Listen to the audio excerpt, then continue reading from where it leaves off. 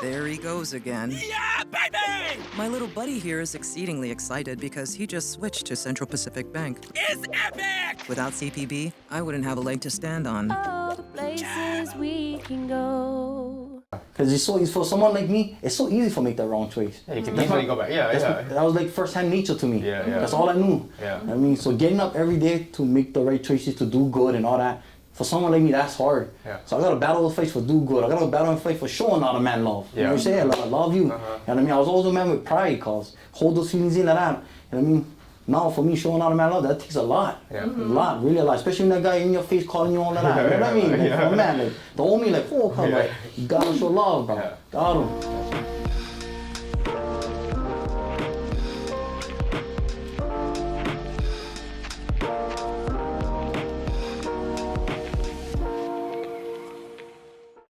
Hey guys, I'm Andrew. Welcome back to Uncut Hawaii, the podcast where we talk with Hawaii's top entrepreneurs, change makers, and creatives.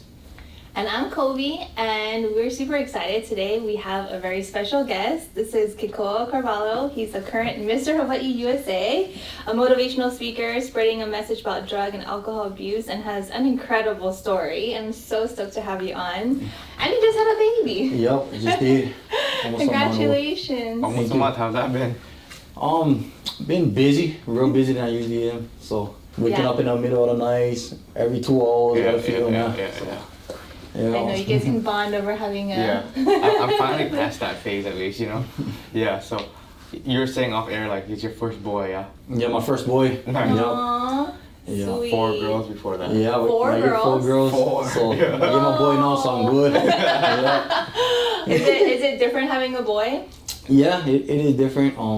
For me, with girls, you can be like super loving and all that. Now with your boy, I'm like, oh, okay.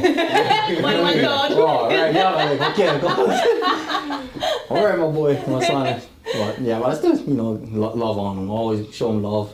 Aw, that's so sweet. Yeah, it's gonna be a different journey. It is. Yeah. It is gonna be a different experience. I was telling him too, I always joke with Megan, like we're not stopping until we have a boy too, so it might be 3, might be 4. Nah, I'm just joking. 5 like me. I had 2 girls. I'm like, I'm good. I don't need a boy. Oh, that's so sweet. So you have like 4 little mamas to help too. Yeah. Yeah. Do, yeah. My oldest one is 14, and then my wow. youngest one is my youngest girl is gonna be 4 years old. Oh, Nice. wow, that's a really good range of ages. Yeah. That's so sweet. So, tell us about your story. So you grew up in Ewa Beach? Yeah, I grew up in Ewa Beach. What was it like growing up? I grew up in Old Ewa Beach, so back in the days, Old Ewa Beach was one way in, one way out. Mm-hmm. That was red dirt, barely had plenty of houses they call getting on. Yeah. So yeah, and I grew up on where I made different choices than what other people made. So my surroundings was different. I started making wrong choices, so I hanged around people that were making the wrong choices. So I just got caught up, and that was my life. Growing up in Ewa Beach, back in those days in the 90s, everything was like gangster, you know what I mean? That's when had like all Ice Cube then was coming, all Bone Thugs and everything. So that was all my influence. So I got influenced by all that. So I wanted to be that. Yeah. And all, you know what I mean, live that life. Everything that the music I listened to, the movies I watched, like Blood In, Blood Out, all that kind of stuff. Yeah. I got influenced by that. So started hanging around with people like that. And my uncles was my OGs, and look up to them. They're living that gangster lifestyle that I glorified, that I thought was so cool. Which now to that more, there's nothing cool about their life. I went to jail for robbing a kid in school at 11. I was in the Lima Intermediate, and I was scared. I never thought that I would be behind a police car at a young age.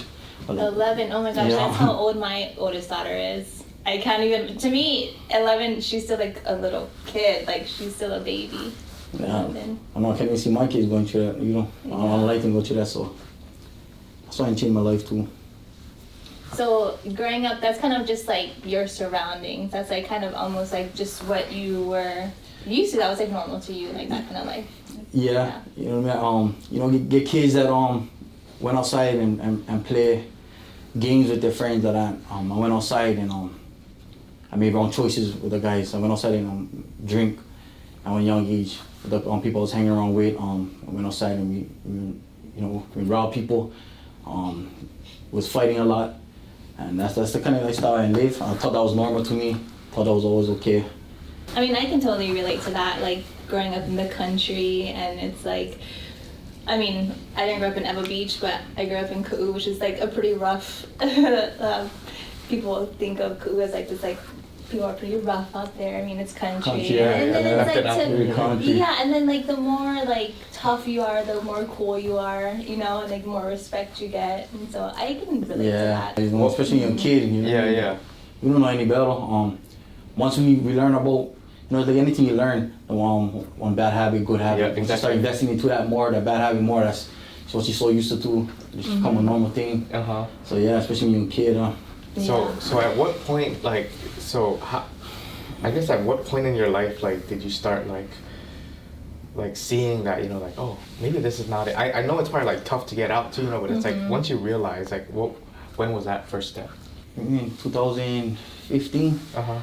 Yeah, I finally had that thought in my head that I just wanted to stop drinking, stop doing the drugs, just want to change, do better. I had my 2 girls that I changed the thought in my head, just like getting older now, and my girls ain't gonna grow older to look up to me. So I had that thought in my head now, so at least now I had that thought, I knew it was there. And now I just gotta grow it, put it into reality, right? So, but it took me a long time from 2015 for finally change. Well, not a long time, but a few years after that, 2018, when I finally stopped everything. But I put all the alcohol, drugs down in 2018. So your kids were like your motivator then? 2018, I went to my second drug overdose. And that's what like really did it. That was my second. My first one was in Big Island. I had my first drug overdose up there. That one was scary, but that was crazy. And I actually went up there just for work. I was working construction at the time. And crazy because I left lunchtime that's how bad I was. During lunch, I left lunchtime just for a drink. I was an alcoholic. I wanted to just party, right? So I left lunchtime on lunch break and I never went back to work. I ended up partying with a couple of brothers and you know, every time I drank, I did drugs. And so we ended up partying, doing cocaine, ran out of cocaine, looking for more drugs, had crystal meth. I was like, fuck it, cause boom, I smash them up, sniffing them all the way to the next day. The next day, the sun come up, the sun go down, it's nighttime, and then I felt this sharp pain in my chest, like so this thing grabbed my heart, and I dropped. I opened my eyes, and my sister stayed over me, brother, see what happened? I didn't know what to do, like, I was just scared, like, oh, and I had this sharp pain in my chest, like, and everything started turning like black and white. Oh, dang. And I was crazy, bro, and I was scared, and I shut down again, woke back up, I stayed in the shower, my sister carried me in the shower, I guess, and the water was on top of me, and I'm like, oh, cuz, and I was scared, I'm like, oh, I'm gonna die, I think I'm gonna die. And I was going in and out of consciousness the whole time, so I remember my dad called me, he came, because he was working, I was working with him at one of the hotels in building corner. Oh, so everyone was kind of out there, right? Yeah, my sister was living up there at the time too. Oh, dang. Yeah, so we didn't go to her house, and I was partying over there. She was at her in-laws' house, so nobody was home with her, so I was partying over there. And then, she came home and seen me. So big up to her. She took care of me. And then that's crazy. Yeah. Did you end up going to the hospital, or I did. You did? Yeah, so my dad came, he called an ambulance, and you know, Big Island, the hospital's far, so it was in Mountain View. So my dad had to meet the ambulance halfway. So then transfer me from the truck into the ambulance. Yeah. So that whole time you're kind of just like going in and out of consciousness. In and out of consciousness, yeah. You know. I can't imagine. Oh, that must have been so scary. Yeah. It was. Well, they hooked me up to machines. I went in there, I was still going in and out of consciousness. I was resting, and then my dad was by my side. Every time I opened my eyes, I see him by me, and then the doctors came talk to me, and then I finally opened my eyes, and everything was better. I felt good. They released me from the hospital, and then I told myself, okay, bro, this is it. My dad told me, bro, you always say that. I said, no, this time is it, bro. Like, almost in time. And then I think I went clean and sober for almost 2 weeks, and I'm right deep into them again. And I started hanging out with my boys again. Hang around them so much, you know what I mean? You can fall right back into them. So that's what pretty much happened to me again. I mean, kind of just like we were saying too, like right, once you like get into that habit or that life, it's like hard to, you see it and yeah, it's almost like your identity. It's like all your friends are like, what's going on? Like, where have you been the last 2 weeks? So it's tough to like say no to that and stay away from that. So So 2018 was your second time. 2018, April 30th. So what was different about this time and the first time that made you like, okay, for real, like this is it?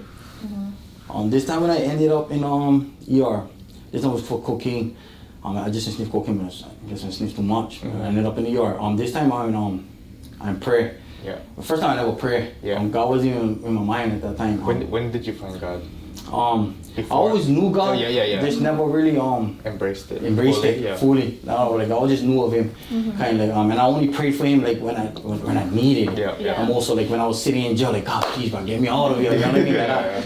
And then so like when I needed him the most, and he always answered my prayers. But this time, I stayed in the emergency room. My eyes closed, but I prayed in my head because I barely could talk, and I was praying to God and I said, God, if you can get me out of this emergency room, Father, please, God, I will never go back to the old life.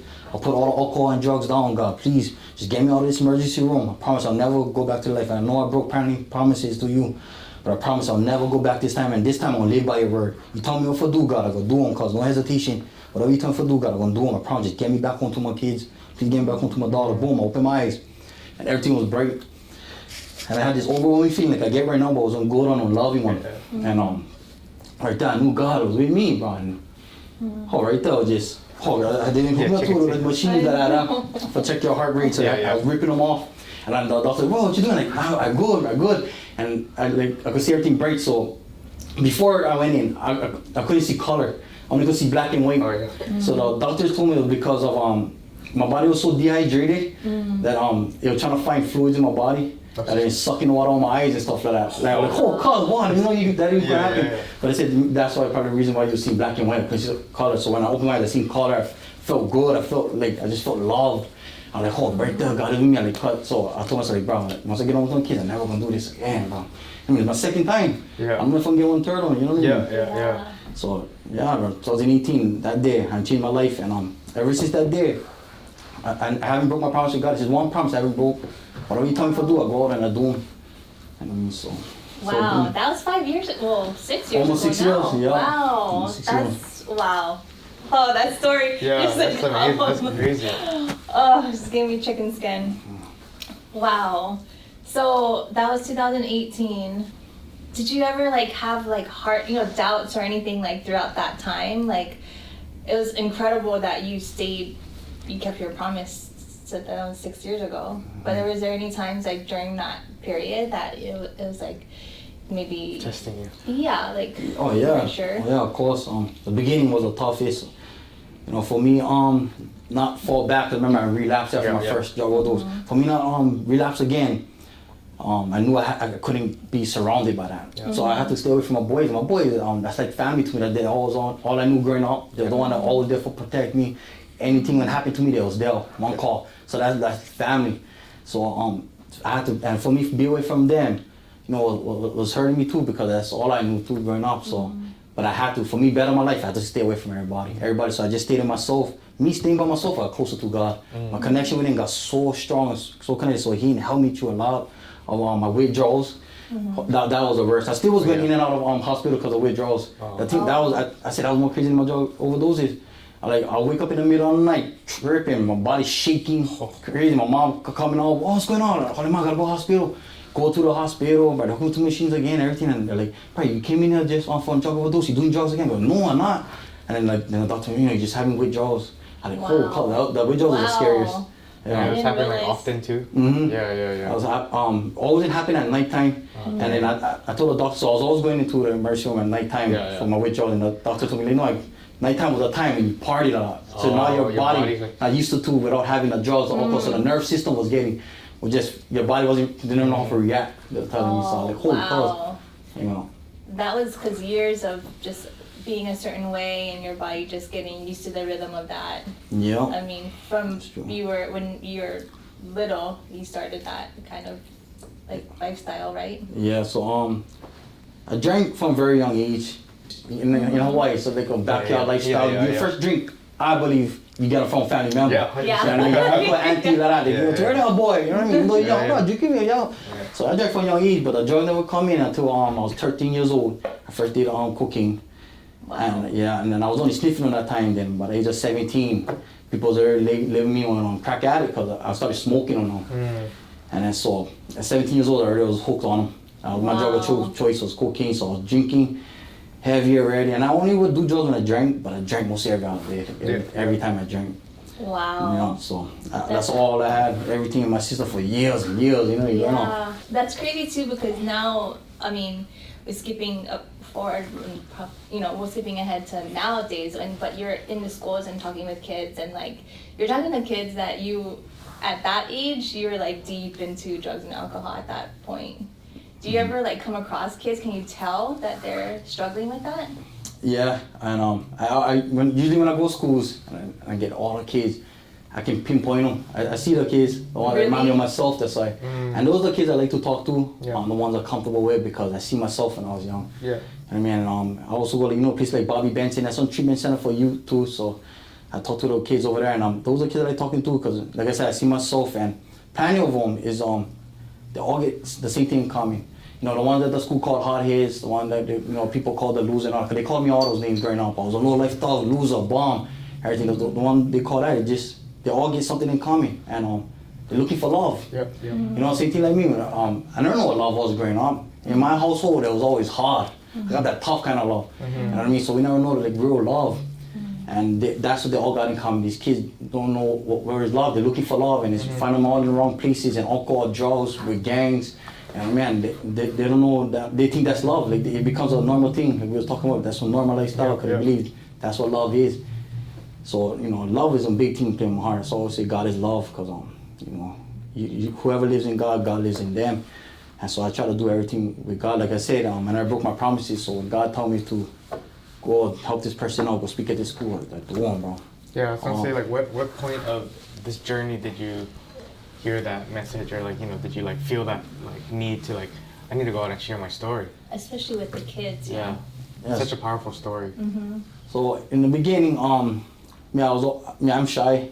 Yeah. A lot of people don't think so, but in front of me, I'm a shy person. I'm shy, so I would never express my feelings. Yeah. I never talk about my feelings until somebody told me, call, talk to your phone. You know, video them on. Let all your feelings out. Whatever you're going through that moment, talk to them. Video yourself. That way, when you go through whatever you're going through, you can play that video and say, hey, last week you got over them. Look, this is you breaking down right there. Letting them all your feelings out. Yeah. So you got over them. So I started making videos of that. Yeah. And then one of my friends watched the video, like, oh, God, this is inspiring, cause you made me like change my life. Oh, yeah. So they post that on social media. So I'm like, what? That's embarrassing. Ain't nobody know I did drugs and live this lifestyle. Yeah. That's so shame. You know what I mean? I really like to know God, cause this team names impact me. You make me like change. I'm like, for okay, so. Like one night I stay, I get chicken skin right now. Bro, one night I stay on my phone, like on Instagram, and like, okay, hesitating for a send and I was like, no, I just didn't send them, turn off my phone. Wake up in the morning, the thing going off, like, God, what? Everybody reaching out to me. Oh, hey, brother, I'm going through the same thing. Oh, brother, hey, can you help me? Oh, hey, Kekoa, you know, I get the same story like you. Right for you, chicken skin right now. Yeah. Bro, right there, I know, bro, right there. Oh, that's God, cause. Yeah. So I talking to people all around the world, South Africa, Paris, California, Big Island, Maui, people all around. We just rapping, talking, and sharing our stories, and we helping out each other, motivating each other, supporting each other. And then I got on Instagram call for somebody in Big Island who's my mentor today. And so, hey, what, you come up here and speak to the schools? Oh, wow. And that's how I got to the schools. Paul High School, my first school to speak at. Oh, that's a big one to go to. Yeah, so. That's like country to Pahoa, you know, like, that was my first experience of doing that. When you got that call, I mean, so you're saying like you're shy, you know, like it was like hard for you to speak to even like just your phone at the time. How was it like, hey, come speak to all these kids, like, you know, like what was that feeling like? I was nervous. I was scared because I was like, talking in front of everybody, share my story. You know what I mean? It's different. It's scary. Yeah. You know, so I was scared. So I told him, nah, it's gonna shadow you. That's what I told him. So I actually told him, I'm gonna shadow you. I'm gonna go in there and see, you know, what you do. I'm gonna just go because, you know what I mean, I'm ashamed. Yeah. He's like, okay, come up then. So he came up, went to the school. And then right after he speak here, oh yeah, we got Kekoa. Give him out like, oh cuz. I'm like, okay, God, bro. I just said prayer, I'm like, yeah, this is it, bro. This is you, all you right there, God. So I went and just went and did my thing and just talked to the kids, shared my story, told them where I came from, what I did, and it was beautiful because after we been done talk, all the kids came out to me and then they started speaking about their lives at home and what was going on with them and their parents and all this. So they shared with me, opened up to me, and it was beautiful. And right there, like, oh, all right, God. You know, I always ask myself why. Like through my journey of alcohol, drugs, going in and out of jail, I always ask myself, why God? Why me? You know what I mean? I know a lot of people that live their life, they always ask that question, why me? Why me?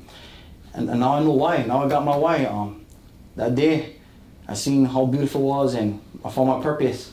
And that was God's purpose, and now I know why I went through. So now I don't regret anything I went through. It was my journey. Everybody get their own journey, and God put them on a journey for a reason. We all get our own purpose. That's beautiful. That's so beautiful. Yeah.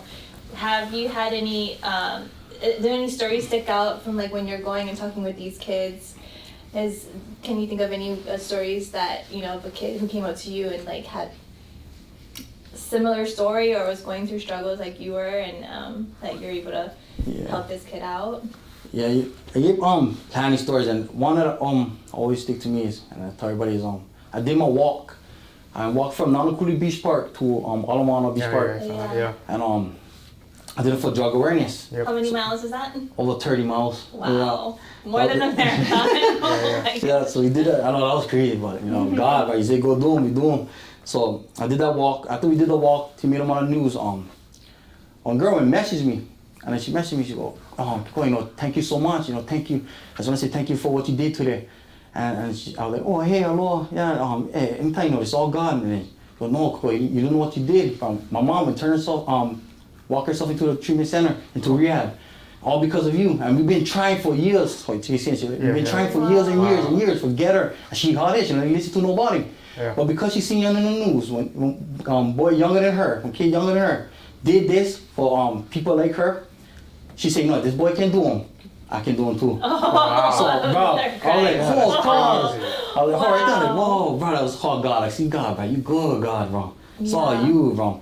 So that one, I love that one. That one always stick to me, bro. It was beautiful. You know, just me walking, bro, how it impacts somebody like that. Yeah. You know what I mean? And that's God. You know, God put you on these walks, and it's what we're supposed to do.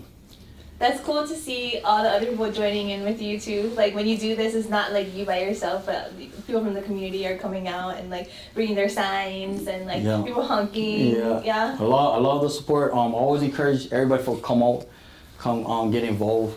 Always big goal. Sometimes it's just me and somebody. Sometimes you get a big crowd, you know. Yeah. So I always love the support. I like people come out more often because we do a lot of sign weavings. Like this year, we still on violence awareness mission this year. You know, because especially in the world with all the violence being increasing. Yeah, it's crazy lately. So we've been going to schools, showing them love, spreading love. What's your take on that right now? Like, you know, like all the violence happening around. I think like, you know, back in the day growing up too, like there was like no social media and stuff, you know, but like now like everybody can see it. So it's like, and I mean, I just feels like there's a lot too. So like, what's your take? And same thing. Back in the day, there was social media, so I think it was always there. Yeah. But we just didn't have social media for put them, you know, where everybody can see, you know. So so I believe that it always been happening. It's been happening. We just never know about it till now. Like social media, one thing happened, boom, the thing's on there. Yeah. So now we see it more. So you know now you see no more what's happening. You know, like I say, everything I do, I pray first. And if God tell me go, I go. I don't hesitate. Yeah. So I go. So I always pray before what school we go or anything. So like the kids reach out to us from Castle High School. So that's where we're going next. Yo, nice. So every school we go, like usually people reach out to us. So we just came back from Kauai the other day. Yeah, I saw it. Because some kid will reach out to us, say, wow. oh, Uncle Koi, you can come up, you know, get plenty shootings out there. Only one kid, never had like 5 or 10 people reach out to me and I finally made the decision. It wasn't just one kid and I prayed on him and God said go, so we went. And then we did our thing, bro, all for God, so. Wow. Yeah. How was that going to Kauai and talking with those kids? Oh, it was beautiful. Kauai get plenty love too, bro. The whole community came out, they all got involved, so it was beautiful. It was a beautiful experience. It was a beautiful island too. It was good.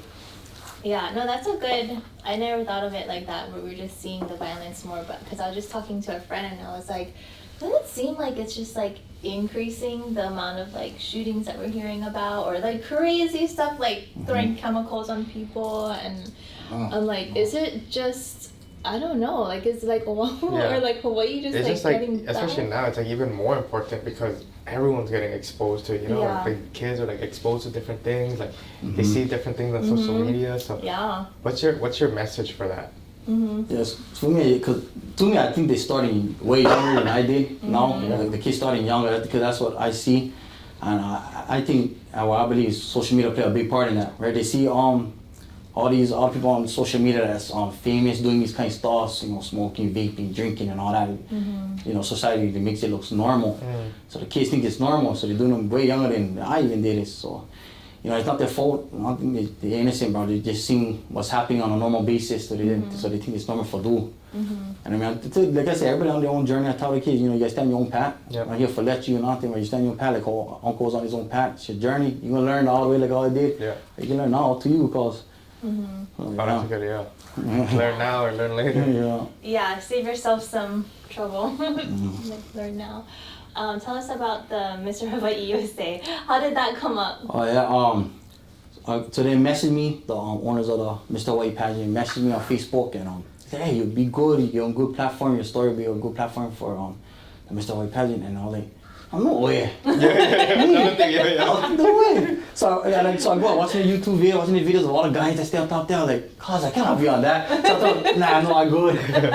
So I was nuts. I could never see myself doing that at all. And it's still in the beginning of my sobriety, you know what I mean? Still trying to find myself, everything.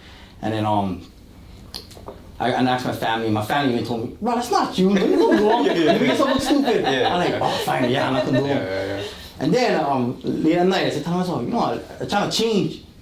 My goal is to get out of my comfort zone to do something different, you know what I mean? So I was like, yeah, fuck it, cause we're going to message it back. Hey, yo, I'll get involved. What I gotta do?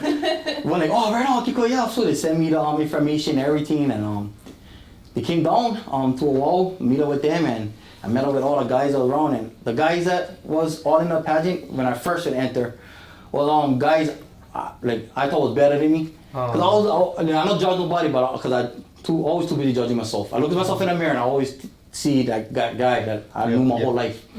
So I'm like, hold on, these guys, they look like models, bro. I had one guy, I swear, I promise, he looked like one Ken Barbie doll, so perfect. Bro, like the body, I was like, cuz, so I'm nervous, bro. Like, cuz, I don't know how I'm gonna do it. Hawaiian Ken. Yeah, I'm like, cuz, yeah.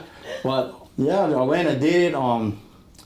It was a good experience. That went opened plenty doors for me, plenty opportunities, and got me more comfortable because that was actually the first time I actually speak in front of plenty people. Was that the Mr. Hawaii pageant, and it was a beautiful experience. It was good. I never get the title that year.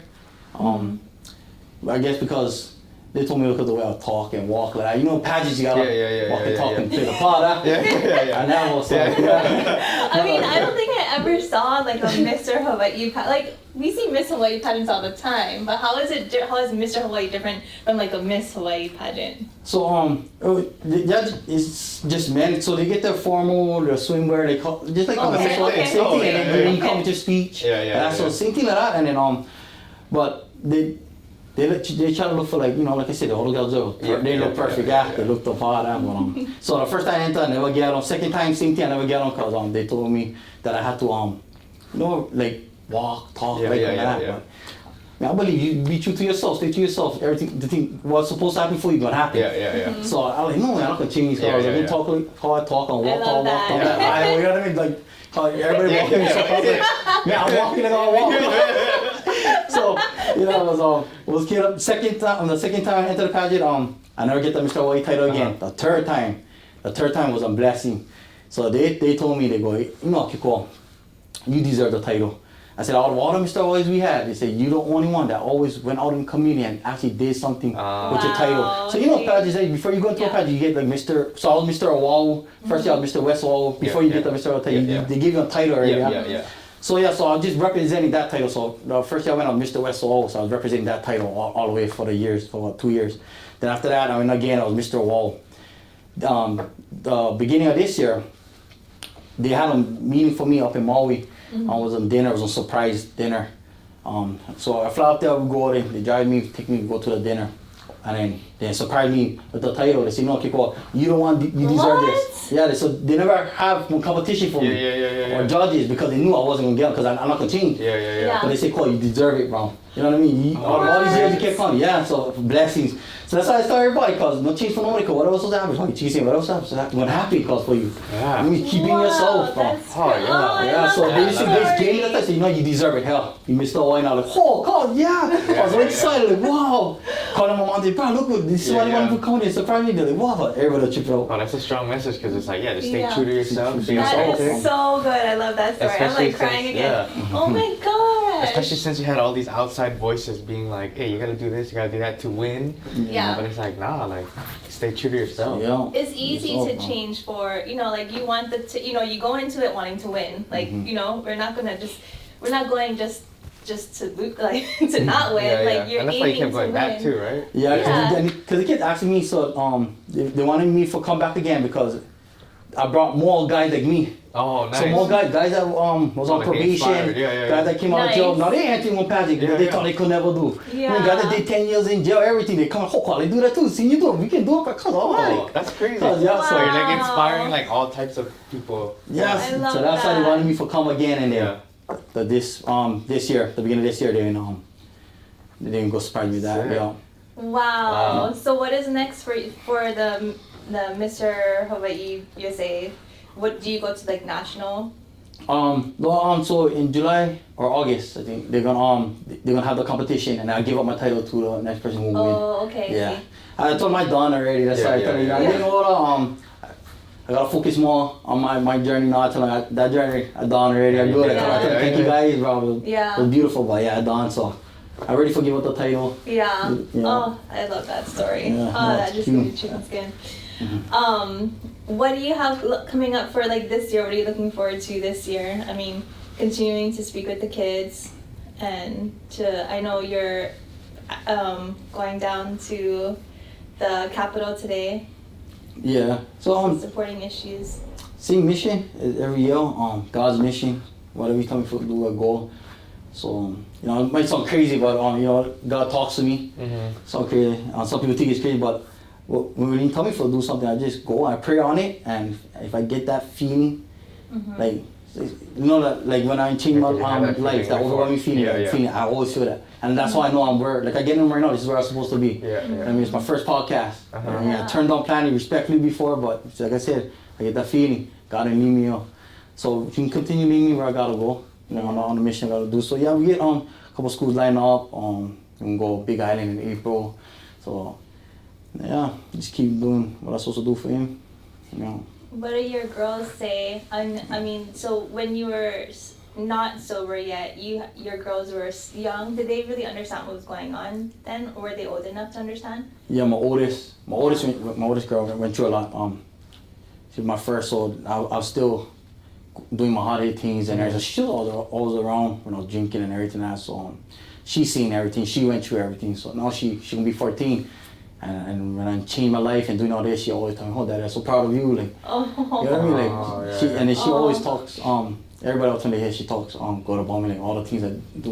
She tells everybody, "Yeah, look, my daddy can change his life. You can too." And everything like that. So yeah, that's what it's all about. My kids. I like my kids.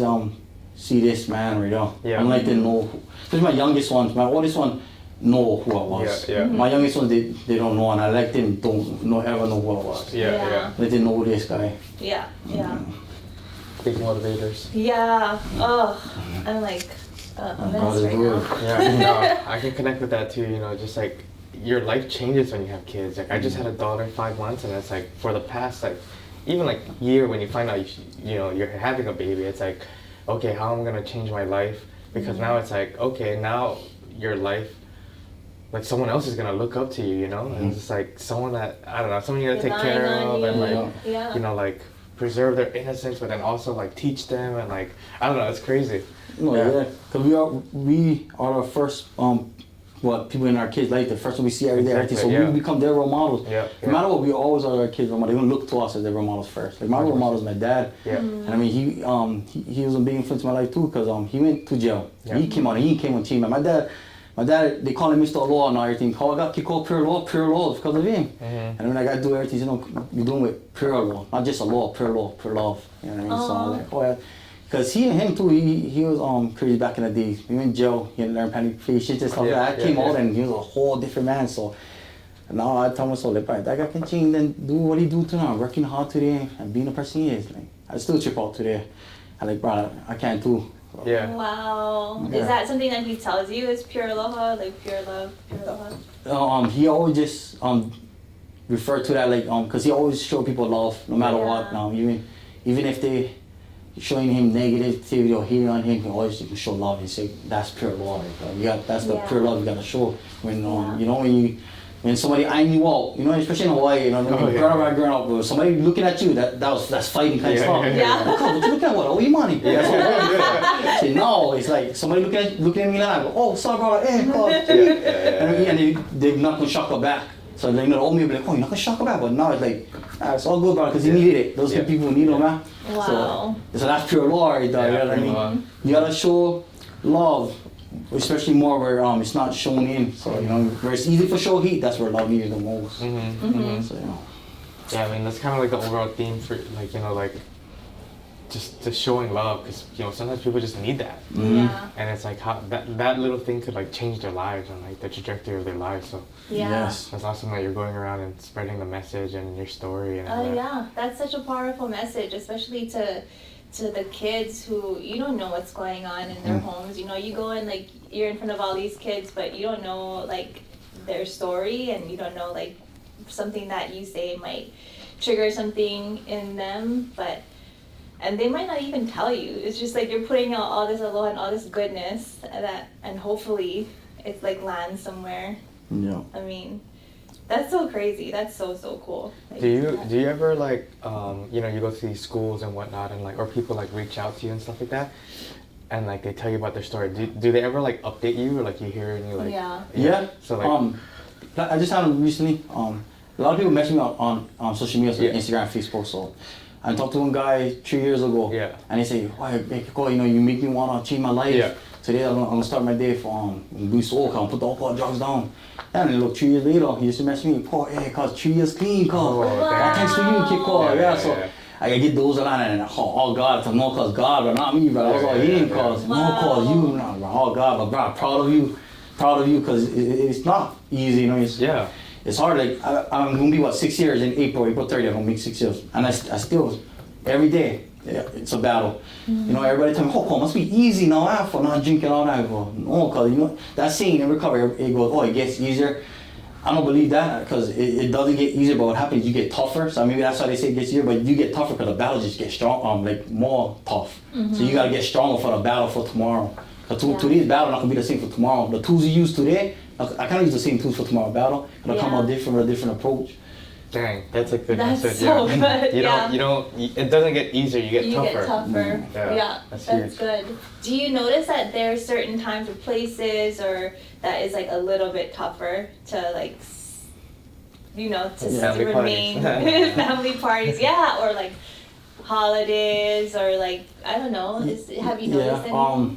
Holidays, some big one. New Year's, Oh, big one. So New Year's, this past New Year's was like New Year's before that. Right when it hit 12 o'clock, I ended up in an ambulance. I had to call the ambulance.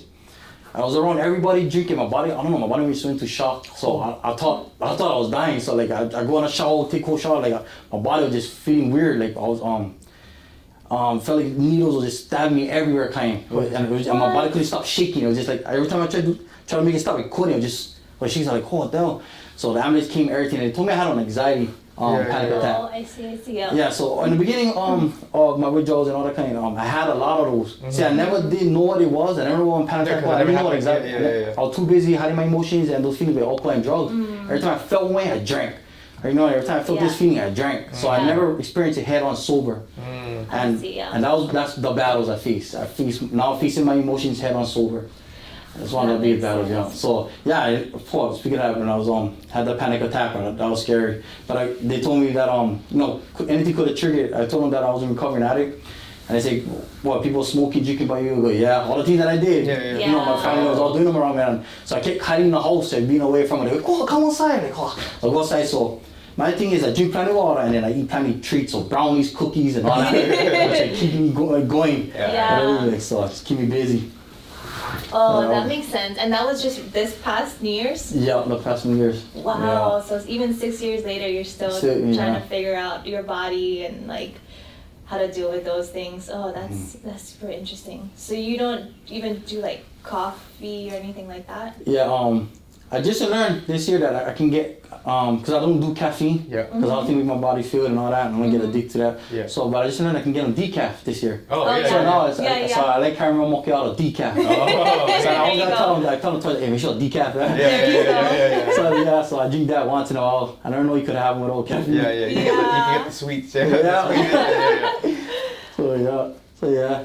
How important is it to like face your emotions? You know, like you said, like in the past when you felt something, you would just like drink it away and whatnot. Like how, like I guess in your Dude, perspective. I think a lot of people can relate to that. Yeah, exactly. Because you know, a lot of people just like, especially men, right? Like we Exactly, bury yeah. our feelings. We do. We And hide Yeah. them. Yeah, You so know? it's like, what would your message be for that?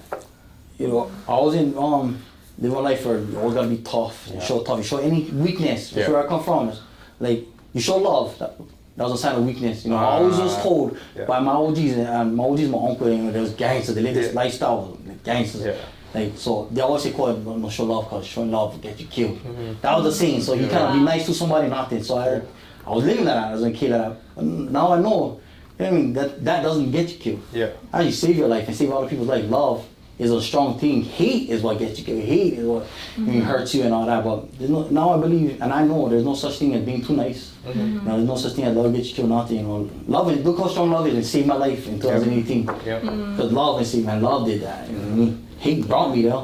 Yeah. But so that's one of the biggest things is facing my emotions head on sober. And you know, I was always told I had anger problems, so I was always court ordered to go to anger classes, treatment for my anger and all that. So dealing with my anger is a big one, which now I'm getting better at. I was going classes for it, and I learned planning from it, and just facing it with love, just attacking everything do with love, and anything we do early, we gotta practice. For like when a football player, quarterback, before he came, he was a good quarterback. He had to practice, you know, and they still practice. Yeah. I never know love. I have to practice it every day. So I still practice it, and it's becoming stronger, and I'm getting real good at it. You know what I mean? So. What are some tools, like, I know you said you went to anger management classes, like, is there any tools that you picked up from there that, like, actually, if somebody is listening that's like, oh, I struggle with, like, anger too, like, what are some easy things that people can do? Know your, the triggers, they call it triggers, so know what triggers you, don't surround yourself with that, so always try to minimize yourself, so just finding out your triggers, and, you know, working on that, taking that step, you know what I mean, so, planning things that keep me going, like I know one of my triggers is I get antsy around planning people, and once I get antsy, any little thing now will push me off. So I not try to be around planning people that much. Before I can be around planning people in small places, I gotta practice it right. So now I'm getting better at it. But yeah, just learning your triggers on what triggers you. You know, if that kicks you off, you get angry. Yeah, oh no, that's good. Yeah. Lots of things trigger me. So just attack it with love, bro. That's what I always do, just show love. You know, sometimes like you know, when somebody cut me off, I'm like, and then they look back and looking back at me, I tell them, oh, please don't do that, God, don't do that. So I pray to God, yes, God, all right, bro. Then I guys came out, I roll out my window, oh, God, love you. You know we are, but that's what you needed. I have to wait for that, because that's what we gotta do. So. Yeah. Sometimes That's you don't so know. good. That's the ultimate test is road rage. Yeah, cool. You always hear like sometimes you don't know what other people are going through, right? Like they could have been, I don't know, you know, they just found out they had cancer, or, you know, like some crazy shit like that. Yeah. But it's like, yeah, you're right. Like sometimes you just gotta show people love because you don't know if they need it or not. Yeah. Yeah. That's true. And it's better than showing them hate, right? So it's like, Yeah. And I think like if you continue to practice that, just like how you like practice love, like you said, it does get easier. It's like it like kicks in quicker or something, like the reminder. Does. Yeah, that voice in my head. So you know, you get love, that is God. That to me, God is love. So what is the opposite of love is hate. So that's the enemy, right? So before my past, like the enemy, his voice was louder in my head. Oh, call. Look at the house. The jealousy kind of open. Rob him. Oh yeah, cause I listened to that voice. I rob him. Oh, call the guy at the bus stop. You're not friend with a beach. Go pawn him out. Hey, cuz, where you from? I pawn him out. That bad voice in my head, I told me to do that kind of stuff. Oh, brought this kid in school. Boom, did that. You know what I mean? Like, I wasn't listening to that bad voice. Now, since I practiced that voice in my head, that tell me, oh, cool, help that person. And the guy sitting at the curb, we go talk story with him. And I'm knowing that I hear his story of his life, like why he living on the street. And he said, because that could have been me if I never changed my life. Like, check it, so like, God told me to help that person, and we're going to help that person, look, we can connect. You know what I mean? Like, oh, cool, go speak to this school, you ain't leave me there. So now that voice in my head come louder, because I practice them every day, because God is love, you know what I mean? So I practice love every day, and that's how now that voice that you're seeing, the thing just come to that now. Boom, boom. So now somebody I me out, oh, brother, love you. I'm like, what? Try it at home. Because it's like, okay, I mean, it's like, I guess like when people see you out, you know, like if they don't know you, you know, and just like visually, right, like from the identity of your past, like I'm sure they like are tempted, right, to like, I don't know. Oh yeah, I get that a lot. Just because of the way I look and everything like that. And then they start talking to me now. Yeah. And then they go, Juan, could never expect you to live that life you lived back in the days. I go, yeah. And then the people that know me in my past, they can't believe that I'm doing this now. You know what I mean? Like, so it's crazy. But yeah, I get that a lot. Kind people judge me a lot. Yeah. You know, How do you deal with that? Yeah. In the beginning it was tough. Like I said, in the beginning I was still learning myself, so I was attacking those people with hate. But then now I just show love. So you don't let them bother people you, judge me, you know what I mean? Whatever. Show love, because like you're seeing too, you know what they're going through, you know what I mean? This journey has taught me that everybody going through something in life. Everybody, because I hear stories from so much people. So you guys' podcast is good because you guys sharing stories that now somebody out there can hear somebody's story and change their life. So you know, everybody got their own story and their own journey on how to save somebody's life. So you always gotta remember that. No matter what, you know what I mean, hate people, hurt people, gonna hurt people. You know, you love somebody, you're gonna love somebody after that too. Yeah. That's contagious too, Yeah. What would you say to somebody who's watching this and like just hearing your story?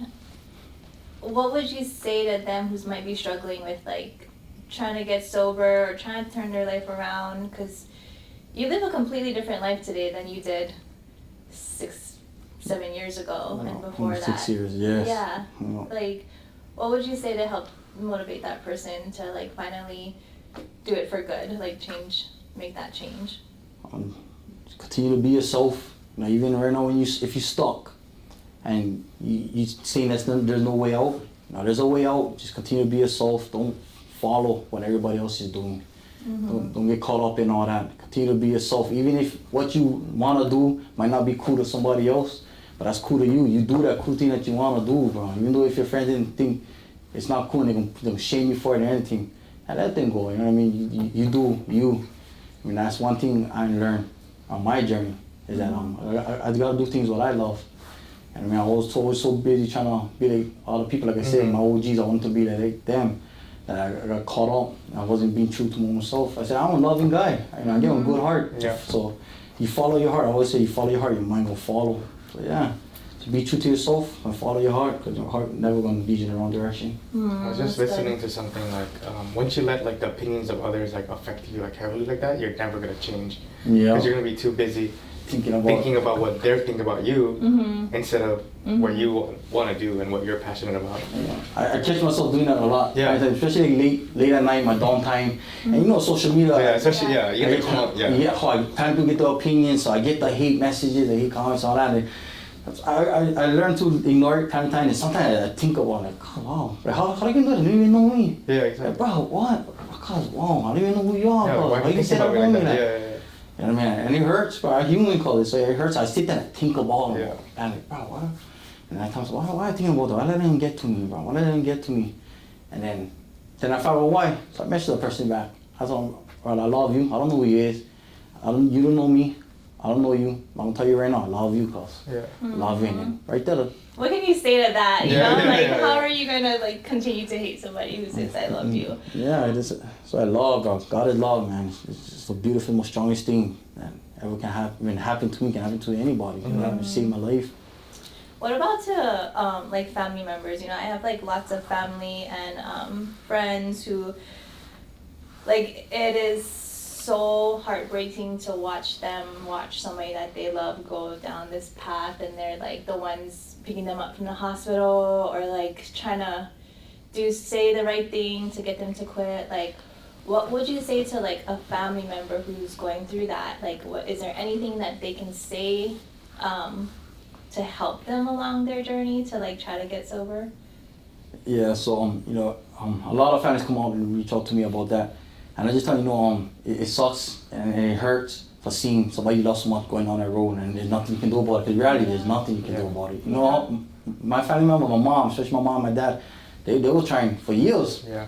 And for years, to try to do everything they can, but we, like I said, we're our own person. When we ready, then we're gonna be ready for change. So all the time, in the meantime, just keep loving on them, you know, and showing love. Just keep being there whenever they can, you know, but kind of like be there. Just I know it sucks and it's hard for just watching not do nothing. That's sometimes you just gotta let them be, because the only way I'm gonna change my life. People are telling me, oh, Cole, you know, if you change your life, it's gonna happen. Nah, I don't care. I'm gonna drink. Okay, you keep doing drugs, you're gonna die. I don't care. I smoke. And then, but look what happened. I almost died.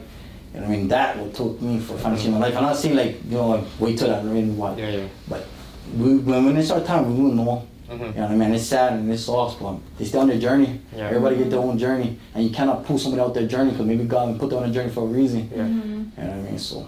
It's kind of like the story you shared earlier too, where like the mom was like the whole family was trying to get her to do it, but like it took herself to like commit to like being better. Yes. To actually do it. Exactly. That's Yeah. really, just like changing your mindset. It is. You know, and that's the hardest thing because to me, our mind is the most powerful, strongest thing. Yeah. For sure. Once you set your mind to something. Yeah.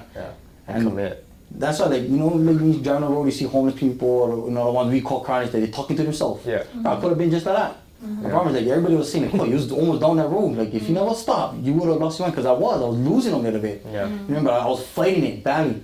Once you lose your mind, it's hard for get back because that's how strong it is. Yeah. And so that's why we battle our bad thoughts every day. About, you know what I mean? All these thoughts that we go through. Well, I know me, when I go through a it's a battle every day. Yeah. So. Yeah, it's crazy. Like, especially in life, right? Like, you make decisions, and every decision affects your life and what journey you go down. You know? Yeah. If you didn't, It's all you never these like change. intersections where like you come to a cross point and it's like this way or this way, and then it's like kind of hard to like find yourself all the way. You gotta like make a different path. Yeah. Oh, it's crazy. What do you do? Do you have a lot of like people who like reach out to you to do? I don't know. Like I would, if I was going to something like this, I'd be like, can you come talk with my family? Or do you like have a private, like a private. Send me a video. Yeah, like how are you trying to, outside of like speaking with the kids, like is there any other ways that you're trying to get like your message out, you know? Yeah, well, I always tell people come out, get involved with us. Like even with just holding signs. I say, you know, when people always reach out to me and they say, oh, go ahead, hey, I can talk to you. Reach out, say, hey, we want sign weaving, come out. Reach out to us because apparently the people there all live their life, you know what I mean? Being in jail, So you know what I mean? connect. You connect with people and we all can talk. And we just talk story, you know what I mean? Just talk story because we do, you know, just, you know, no pressure, nothing. Yeah. It's very powerful, to just like share stories and connect and like just bounce ideas off each other. Yeah. It is. That's why it's very important you surround yourself with. And then you're gonna feed off everybody's energy, feed what they know, you know. You surround yourself with people with bad habits, probably that's what's gonna happen to you. Surround people with good habits, because you're gonna be the next good habit, keep going. Is that what like drives you to do like the sign wavings and all that? Yeah, the kids, I love doing the ones at the schools because so we do them in the morning. So we go to like the high schools, we go in the morning, so 7 a.m. usually from 7 a.m. to 8 a.m. And we catch the kids coming to school. So while they're walking into school, we talk story with them. Talk story with them. So that's my favorite. I love them. We just talk story, rap with them, and then when they get coming, they share their story, what's going on with that. And we don't ever pressure them. Nothing at all. It's not like, oh, when you smoking, don't do that. No. I did the same thing, cause but I just got off probation cause last year, you know, because of those choices. I just let you know, boy, that's what the choices be done, cause do your thing. You know what I mean? Right? Keep it real, do your thing, cause I remember already people telling me, oh, cause you're not being slow, you got that. When I thought of you, cause I never listened to nobody. When you're a kid like that, you're a teenager, you're not gonna listen, cause you know what I mean. Especially you pressing on them, they don't do them in front of your face, you know. They're like, boy, tell me fuck, how about this? You know what I mean? Cause I was that kid. You know what I mean? You tell me not to do something, I'm gonna do them all. You know what I mean? So that's why, you know what I mean. So I understand where these kids coming from. Cause I love that you're creating that like safe space though. You know, like it's like, hey, share if you want, do what you want with this, these thoughts and ideas. But yeah, share if you want or don't share, you know, and it's like you're creating that opportunity versus like nothing, you know, like. And you're going to them, so it's like even you're easier. You're like in their spaces at their school, so that's cool. You're gonna have to write a book one day. somebody told me that too in the beginning of sobriety. I live by this quote that kept me going from the beginning when I first got clean and sober all the way to now is you want to live in easy life, you got to make the hard choices. Yeah. Right? You want to continue living a hard life, then continue making those easy choices. You know what I mean? That's Like, good. Dang. Wait, say that again? You want to live a hard life, continue making the easy choices. You want to live an easy life, you got to make the hard choices. That's I so live good. by that. I've Yeah. never heard that before, but that's so good. That Yeah, makes because so those much hard sense. choices is what, that easy life that everybody talk about, where you're free and all that. But it takes hard work and hard choices to get them. You gotta Yeah. make the hard choice, that uncomfortable choice that you don't Yeah. go. You know what I mean? Like today, my first podcast. Yeah. Right now, I was nervous. Yeah, You know what yeah, I mean? But and then I made that choice for calm. Uh-huh. Yeah. And it's good now, because now on social media, I don't make videos of sharing my whole story. It's either you hear them at the schools or in life in person. Mm-hmm. So maybe now that's what God and me, Yeah, And I would love like that. to see, you know what I mean? I So- love that because that applies to any aspect of life. You know, we talk to so many business owners or like people in their own journey and whatnot, and it's like, yeah, I mean, if you want the easy life, you gotta make the hard choices, and a lot of people don't realize that. Especially in this day and age where things come so Oh, yeah, easy. social media. Like Yeah. things come fast, things come easy, and like even And they when only see the wins, you know? You They're only like, oh, look see- at that yeah. easy life, I want that. Yeah. It's like, how do I get there? But it's like, nah. We just had this conversation with my daughter because she's like playing volleyball. She's like playing club volleyball, and she's like, she told her coach that she's like, I don't want to set anymore because I'm not good at it. Yeah. When I heard that, I was like, what did you Yeah. do? And she was like, it's too hard, I can't do it. I was like, listen, like I don't ever want to hear that word can't in this house Yeah, ever you know. again. And Yeah. I'm like, if you want to be good, it takes so many days of showing up and making that hard decisions like every day, Yes. even when you're tired, even when you don't feel like it, you show up. And that's how you see like those professional volleyball players like Carly Khan that we had on. Like she wasn't born a great athlete. Yeah. Like it's like all not those easy. hard Yeah. choices every single day Yes. to be great, you know? That's true. Everybody always tell me I get messages, all that, and people go, you make it look so easy, Carl. Yeah. Make it look easy. I tell them, but it's not. But I get up and I make those hard choices every day. To you, it can look easy like that, but it's the hard choices I make every day. Cause I gotta make hard choices to live this life I live in, bro. Yeah, Every 100%. day. Yeah. Cause it's so easy for someone like me. It's so easy for me to make the wrong choice. Yeah, you can That's easily not- go back. Yeah, That was like first-hand nature to me. Yeah, yeah. That's all I knew. Yeah. I mean, so getting up every day to make the right choices, to do good and all that, for someone like me, that's hard. Yeah. So I gotta battle the fight for do good. I gotta battle the fight for showing all the man love. You know what I'm saying? Like, I love you. Uh-huh. You know what I mean? I was always a man with pride, cause hold those feelings in like that. You know what I mean? Now for me, showing all the man love, that takes a lot. Yeah. A lot, really a lot. Especially when that guy in your face calling you all that. You know what I mean? Yeah. Man, like, the homie like, come Yeah. like, you gotta show love, bro. Yeah. Got him. Yeah. If you want an easy life, you gotta make the hard choices. Yeah. Oh, that's good. Yeah. Well, hard life make the easy choices. Yeah, so good. That's It's your gonna stick choice. with It's me. your choice. It's Yeah, your yeah. choice either You way. gotta tell Haley that now. Yeah. You want a hard life or an easy life? Oh, I love that. I guess before we wrap up, like one last call to action to again someone that's in this space that wants to change but then they're afraid to reach out to you. What would you say to them?